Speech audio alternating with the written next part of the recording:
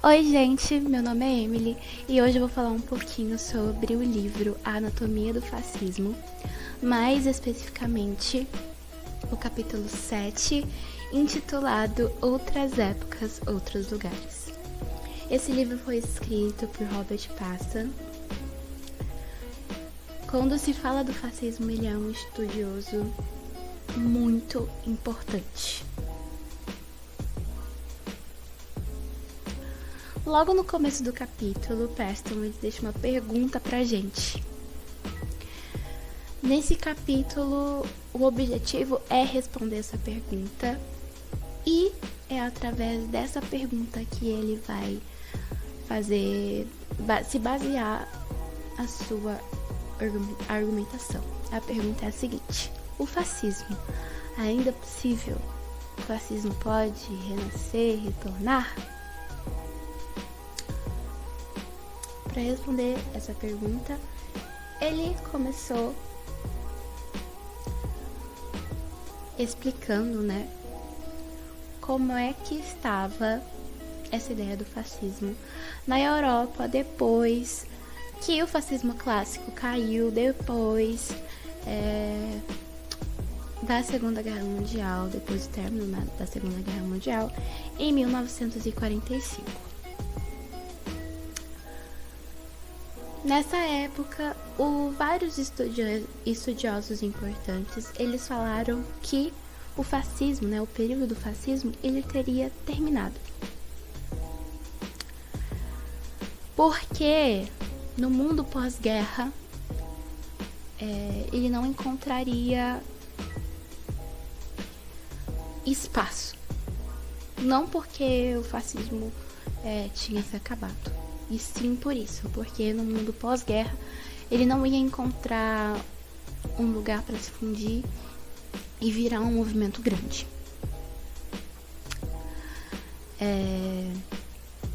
Pastan até colocou pra gente alguns obstáculos que a partir desse ano, 1945, o fascismo passou a enfrentar.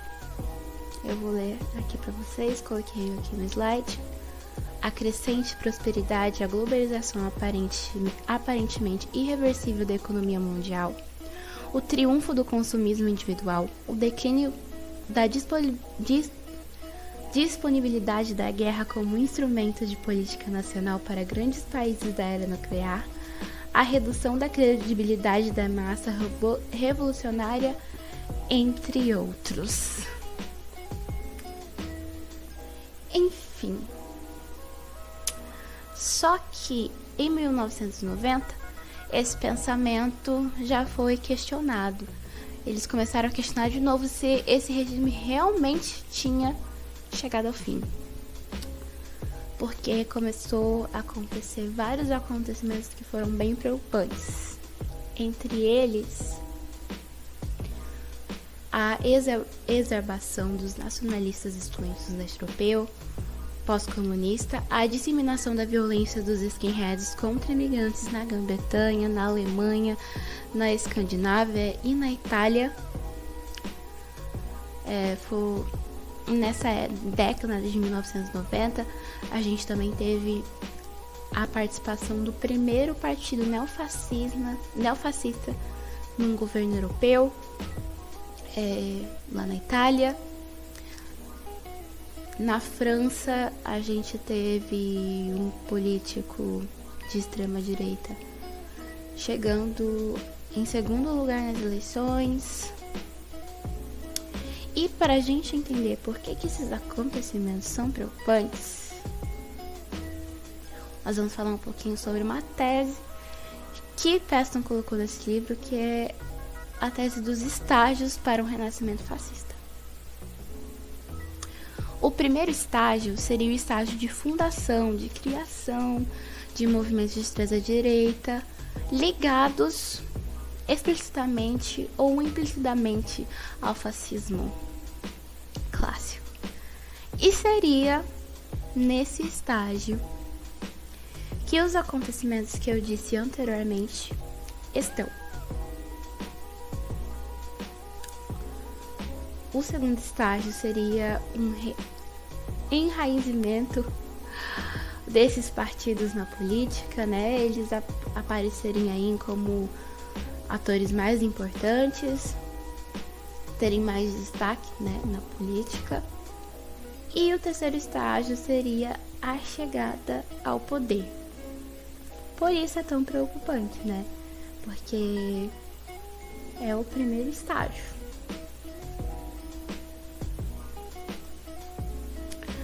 Preston também falou um pouquinho sobre o fascismo fora da Europa. Será que o fascismo podia também... Será que a gente pode observar um possível renascimento do fascismo fora da Europa? Da Europa, que foi o continente que, quando, né, que foi onde surgiu o regime, né, fascista. E ele disse o seguinte, vou ler aqui para vocês. Se nos ativermos com firmeza a posição de Gaetano Salvemini, de que o fascismo significa abrir mão das instituições livres, sendo, portanto, uma doença das democracias frágeis, então, é claro, nosso campo atinge aos países não europeus, que algum dia funcionaram democracias ou que pelo menos tenham tentado instalar um governo representativo. O critério essencial já excluiu inúmeras ditaduras do terceiro mundo. Enfim.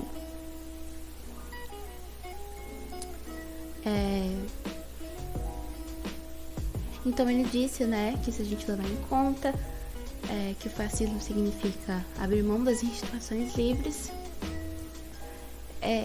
qualquer país que fora, né, da Europa que teve democracia pode estar sujeito sim a ter um renascimento do fascismo.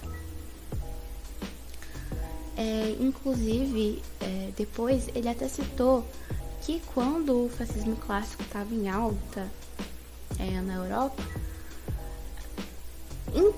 em países fora da Europa dava para se analisar na política deles algumas ideias fascistas. Não que eles fossem fascistas, longe disso, mas algumas ideias dava para identificar. Ele citou o Brasil, citou a Argentina, citou países, né, que foram colonizados pela Europa, como a África do Sul.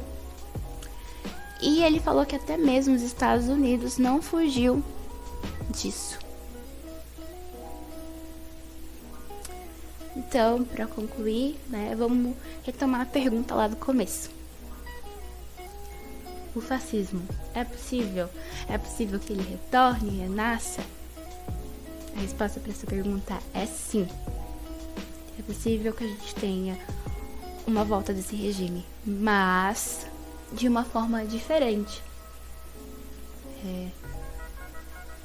Um fascismo modificado, né? Ele disse aí pra gente que o mundo na época entre guerras e hoje é muito diferente. E que hoje o fascismo clássico não teria espaço. Mas uma nova roupagem do fascismo pode sim vir. E ele disse que a gente não tem que ficar procurando, então, o fascismo clássico. No que a gente tem que ficar atento são justamente em movimentos de extrema-direita que aprenderam a mascarar, né? Aprenderam, ele disse aqui, como tá no slide, a moderar sua linguagem, desvencilhar, né, a sua imagem do simbolismo do fascismo clássico e parecer normal. São eles que a gente tem que observar e se preocupar. São eles que a gente tem que observar, assim, para saber separar o que é realmente uma real ameaça e o que não é. É isso, gente. Eu espero que vocês tenham entendido certinho, tenha ficado fácil pra entender. É isso. Então, tchau.